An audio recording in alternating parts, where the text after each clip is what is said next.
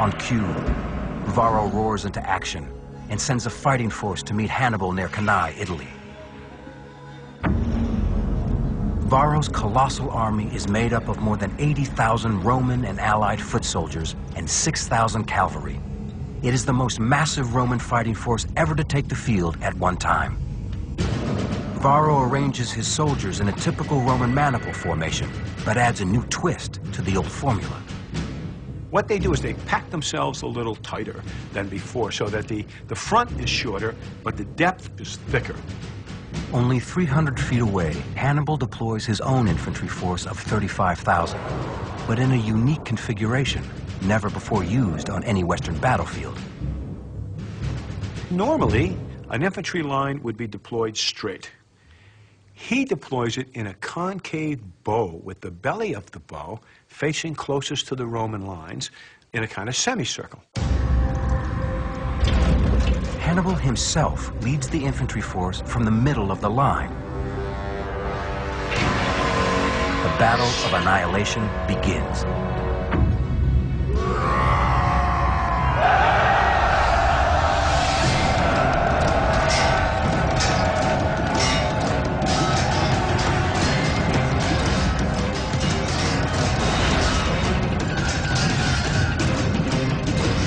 The infantry battle is fierce.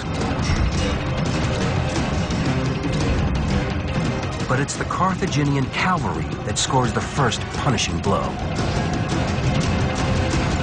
Heavy cavalry smashes into the Roman cavalry with such incredible force that it shatters it. I mean, between the dead and the wounded and the dead horses, the rest just take flight. Trying to outrun this tidal wave of death, the Romans are chopped down in full stride.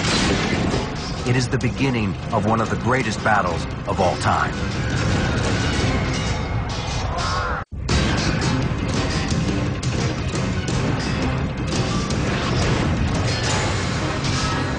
It's the Second Punic War between Carthage and Rome.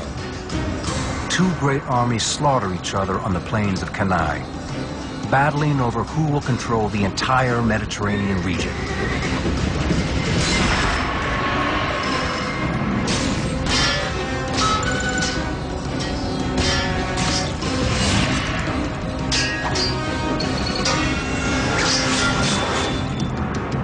Hannibal has configured his army in a unique semicircle.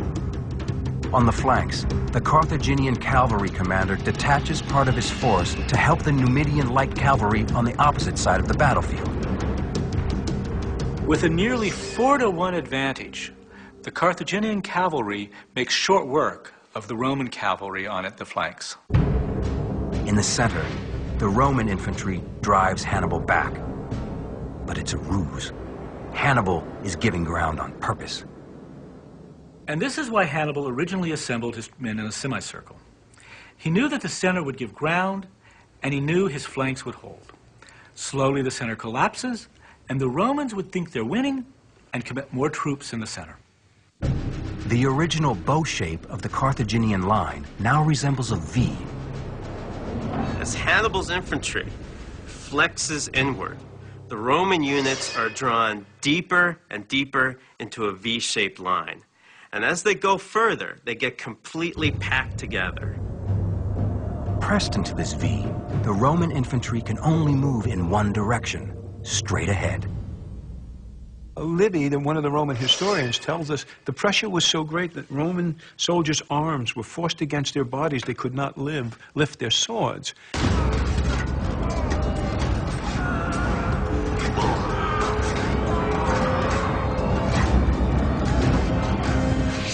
On Hannibal's signal, the African phalanxes turn in toward the middle and crush the Romans from the sides.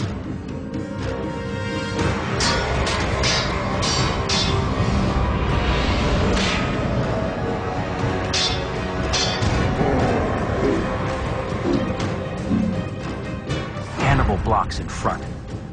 The African infantry squeezes the side.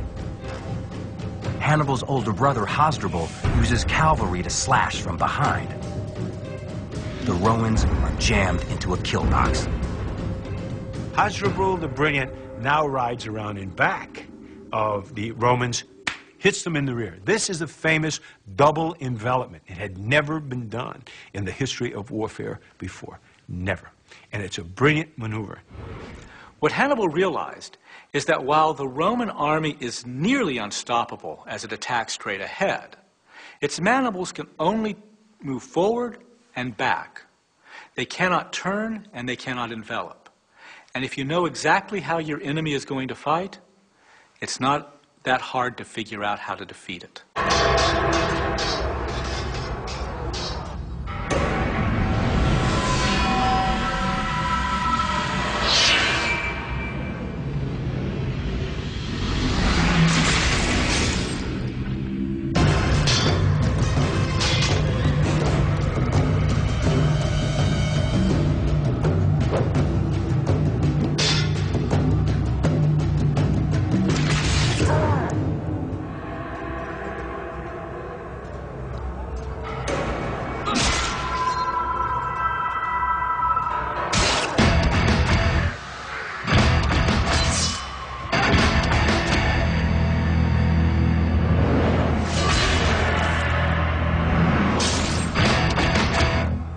By the time the sun sets, Hannibal has slaughtered an unbelievable number of Romans.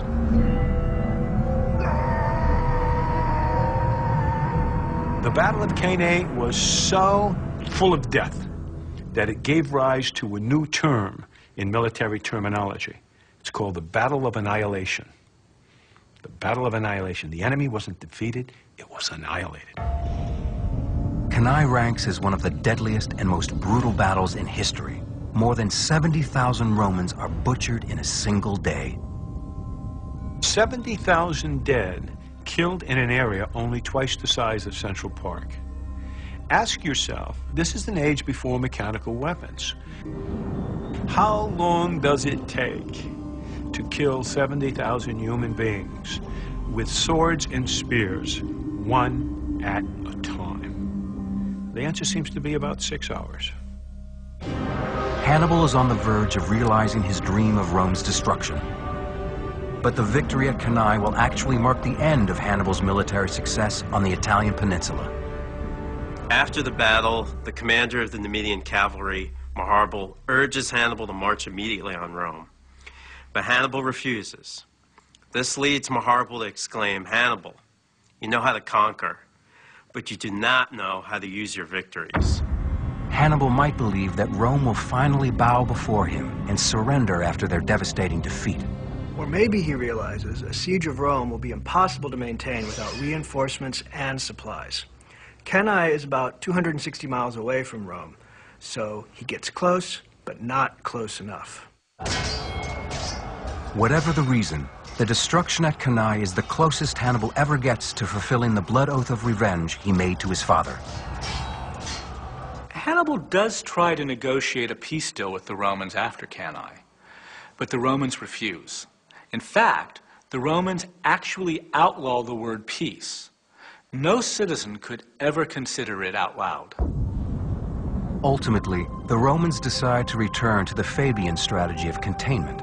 Instead of trying to beat Hannibal on the battlefield, they will try to outlast him. Think about this for a minute. Rome, with all their imperial destructive ways, says, you know what? We can't beat this guy. We can only harass him. We can only contain him. Hannibal was able to get many of the southern Italian towns to defect to him, so he was able to live off the land. But try as he might, he can never fulfill his oath to his father. He never burns Rome to the ground. For all his triumphs on the battlefield, Hannibal's campaign must be seen as a failure. He eventually abandons his quest to destroy Rome and sails back to Carthage. If you want to think about a more modern example, you could look at Robert E. Lee. During the American Civil War, Lee won nearly every one of his battles, but ultimately lost the war. No matter how many battles you win, the ultimate goal of a battle is a means to an end, to win the war strategically. From that perspective, Hannibal's campaigns were a failure. The individual battles were victorious, but the strategy of bringing Rome to heel and making it sign a peace treaty failed. You don't get any points in warfare for trying. The greatest irony of Hannibal's invasion is that it sets in motion the events that will turn the Republic of Rome into an empire that will conquer the ancient world.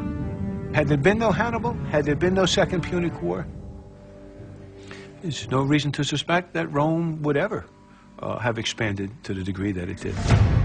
Hannibal's tactics and stealth, his bloodlust and determination, his savagery and genius are all taught to modern military commanders throughout the world.